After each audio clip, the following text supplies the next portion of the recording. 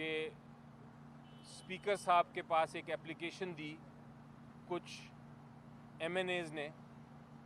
اور اس اپلیکیشن میں یہ لکھا اور یہ کہا کہ کچھ تحائف ہیں توشہ خانہ کے 2018 میں لیے عمران خان صاحب نے، جو کہ اپنی جو سٹیٹمنٹ ہے ایسٹس کی جو فائل کرنی ہوتی ہے الیکشن کمیشن آف پاکستان کے سامنے، اس میں ڈکلیئر نہیں کیے، اس لیے وہ صادق اور امین نہیں رہے اور آرٹیکل 62(1)(f) جو آئین کا ہے اس کے تحت وہ نااہل ہو گئے ہیں۔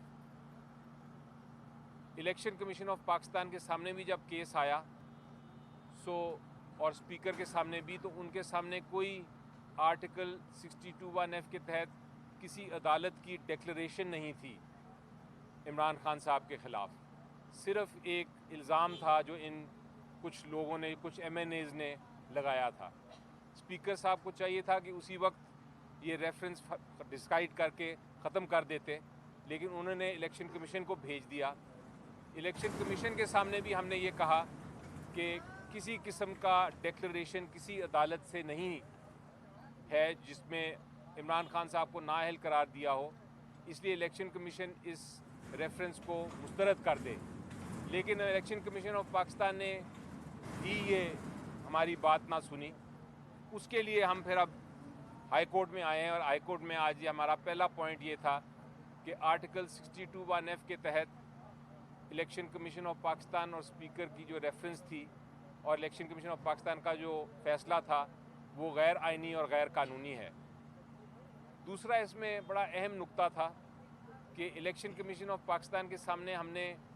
جو ہمارے چلان فارمز تھے جس کے اندر یہ نظر آتا ہے کہ یہ تحائف عمران خان صاحب نے قانون کے مطابق خریدے، وہ بھی پیش کیے۔ ہم نے جو الیکشن کمیشن آف پاکستان کے سامنے اثاثوں کی سٹیٹمنٹ ہوتی ہے اس میں بھی ان کا ذکر کیا، ان کو ڈکلیئر کیا، وہ بھی الیکشن کمیشن کو پیش کیے۔ جو انکم ٹیکس ریٹرنز تھے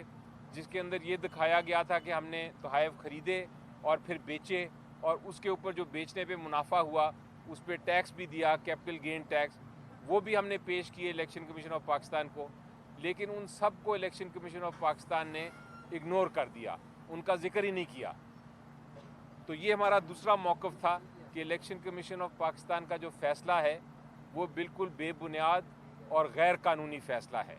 کیونکہ جو ہم نے چیزیں پیش کیں الیکشن کمیشن نے وہ دیکھی ہی نہیں، اس کا ذکر ہی نہیں کیا، اس کو اگنور کر دیا، اور ویسے ہی کہہ دیا کہ جناب چونکہ یہ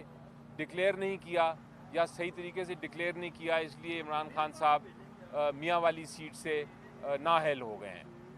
تو یہ ہمارا دوسرا موقف تھا۔ اور تیسرا بھی بڑا ایک اہم قانونی موقف ابھی تک اختیار کیا، ابھی بہت ساری بحث جو ہے ہونی ہے، لیکن تیسرا موقف جو بیان کیا وہ یہ تھا کہ اگر الیکشن کمیشن آف پاکستان نے، اگر ان کے پاس کوئی اختیار ہے بھی تو وہ یہ ہے کہ 120 دن کے اندر اندر، جب آپ کی سٹیٹمنٹ آئے 120 دن کے اندر اندر وہ کمپلین فائل کر سکتے ہیں، وہ کمپلین فائل کر سکتے ہیں سیشن کورٹ میں۔ لیکن الیکشن کمیشن آف پاکستان نے ایک عجیب و غریب بات کی جس سے مجھے نظر آتا ہے کہ یہ جو فیصلہ ہے یہ درست فیصلہ بالکل ہے ہی نہیں، بلکہ قانون کے خلاف ہے۔ وہ عجیب و غریب بات یہ کی الیکشن کمیشن نے کہ الیکشن کمیشن نے سیشن کورٹ میں کمپلین تو فائل کرنے کا کہہ دیا کہ سیشن کورٹ میں ہم کمپلین فائل کریں گے جہاں فیصلہ ہوگا کہ کیا کوئی مس ڈیکلریشن عمران خان صاحب نے کی ہے یا نہیں، لیکن اس کے ساتھ ساتھ یہ بھی کہہ دیا کہ وہ فیصلہ کرتے رہے گا سیشن کورٹ، ہم خود بھی فیصلہ کر دیتے ہیں، کسی ٹرائل، کسی مقدمے، کسی ایویڈنس، کسی ثبوت کے بغیر ہم خود بھی ان کو نااہل قرار دے دیتے ہیں۔ تو یہ ایک بڑی عجیب بات ہے کہ ٹرائل کے لیے تو بھیج دیا معاملہ، لیکن ٹرائل سے پہلے خود بھی فیصلہ کر دیا کہ وہ نااہل ہیں۔ یہ ابھی تک 3 قانونی جو نکات تھے یہ ابھی تک پیش کیے ہیں عدالت کے سامنے۔ مجھے یقین ہے کہ جب تک انشاءاللہ ہم اپنی بحث کمپلیٹ کریں گے، یہ الیکشن کمیشن آف پاکستان کا فیصلہ جو بالکل غیر قانونی، غیر آئینی، حقائق کے بالکل خلاف ہے، یہ انشاءاللہ اس فیصلے کو عدالت جو ہے ہائی کورٹ وہ اس کو مسترد کر دے گی۔ تو یہ ابھی تک کی پوزیشن ہے۔ چونکہ وقت پورا نہیں تھا، آج ڈی بی میں جانا تھا عدالت نے،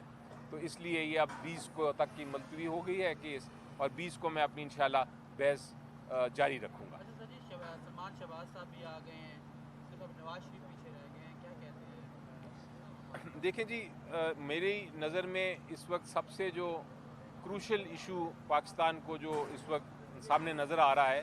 वो हमारी मईशत है, हमारी इकनॉमिक पोजीशन है। लेकिन कोई इकनॉमिक प्लान मुझे इस हुकूमत से नहीं नज़र आ रहा। सिर्फ एक चीज़ नज़र आ रही है, और वो ये है कि जितने मुकदमात थे जिन जिन पॉलिटिकल लीडर्स के ख़िलाफ़ वो ख़त्म करने पे वो लगे हुए हैं। और ये जो सलमान साहब का इधर आना और आके प्री अरेस्ट बेल लेना और उसके बाद जाना कि हम आगे अपना मुकदमा, वो भी एक इसी की कड़ी है कि उनका भी मुकदमा वो ख़त्म करने की कोशिश कर रहे हैं। मकसद यही है कि जितना वक्त मिला है इनको वो अपने मुकदमे सारे जो हैं करप्शन के ख़त्म करें, और बाकी जो हमारी मईशत है या इकॉनमी है उस पर कोई उनका ना ध्यान है ना कोई इरादा है। लगता ये है कि अपने केसेस ख़त्म करके सारे बाहर चले जाएंगे मुल्क से और मुल्क को छोड़ देंगे अगली हुकूमत के लिए कि वो कोशिश करें। आपने ये फरमाया कि इलेक्शन कमीशन ने ट्रायल कोर्ट को भी भेज दिया केस, और उससे पहले नाअहल कर दिया गया इमरान खान को, आप इसको गलत करार दे रहे हैं। तो सुप्रीम कोर्ट ऑफ पाकिस्तान में जो साबिक वज़ीर नवाज शरीफ हैं, उन्होंने भी उनको भी पहले नाअहल किया गया था सुप्रीम कोर्ट की तरफ से, फिर ट्रायल कोर्ट को भेजा गया था केस। तो आप समझते हैं कि फिर वो भी गलत हुआ था? जी देखिए, जहाँ तक वो केस था नवाज शरीफ साहब का जो आप बात कर रहे हैं, उसमें दो केसेस थे। एक सुप्रीम कोर्ट का केस था जो पहले उन्होंने फैसला किया कि हम GIT बनाएंगे और इसकी इन्वेस्टिगेशन करेंगे। अपनी जो ताकत है सुप्रीम कोर्ट के पास आर्टिकल 184(3) की, और जब वो GIT की फैसला हो गया और GIT ने अपनी एविडेंस दे दिया, उसके बाद उस एविडेंस के ऊपर बेस करके सुप्रीम कोर्ट ने फैसला किया। और वो जो एविडेंस सुप्रीम कोर्ट के सामने था उसमें जो वकील थे नवाज शरीफ साहब के, उन्होंने इसको डिनाई नहीं किया उस एविडेंस को जो सुप्रीम कोर्ट के सामने आया था। तो वो जो पनामा 2 केस जिसको आप कहते हैं, उसमें सुप्रीम कोर्ट ने एविडेंस GIT के जो मिला था उस एविडेंस के बेसिस पे कहा था। इस केस में कानून ये कहता है कि इलेक्शन कमीशन ऑफ पाकिस्तान किसी किस्म का फैसला डिस्क्वालिफिकेशन का नहीं कर सकता। अगर कोई उनको मिस डिक्लेरेशन नज़र भी आए तो एट बेस्ट वो ज़्यादा से ज़्यादा वो कंप्लेन कर सकते हैं और ट्रायल में केस को भेज सकते हैं। तो मैं इलेक्शन एक्ट की बात कर रहा हूँ। इलेक्शन एक्ट के तहत और इलेक्शन एक्ट के मुताबिक इलेक्शन कमीशन ऑफ पाकिस्तान का फ़ैसला बिल्कुल गलत है, इसमें कोई शक नहीं। बल्कि आपको याद होगा कुछ दिन पहले जस्टिस काजी साहब ने कहा था कि जब आप का ऐसे गलत जजमेंट्स हों तो आप जिसने फ़ैसला किया है उसके ख़िलाफ़ भी कुछ बोल सकते हैं। मैं भी इलेक्शन कमीशन के ख़िलाफ़ नहीं बोल रहा, मैं सिर्फ जजमेंट के ख़िलाफ़ बोल रहा हूँ। लेकिन इस जजमेंट इतनी गलत है कि उसे लगता ये है कि इलेक्शन कमीशन ऑफ पाकिस्तान ने शायद ये कानून समझा ही नहीं जिसके तहत वो उनको ये कार्रवाई करनी थी।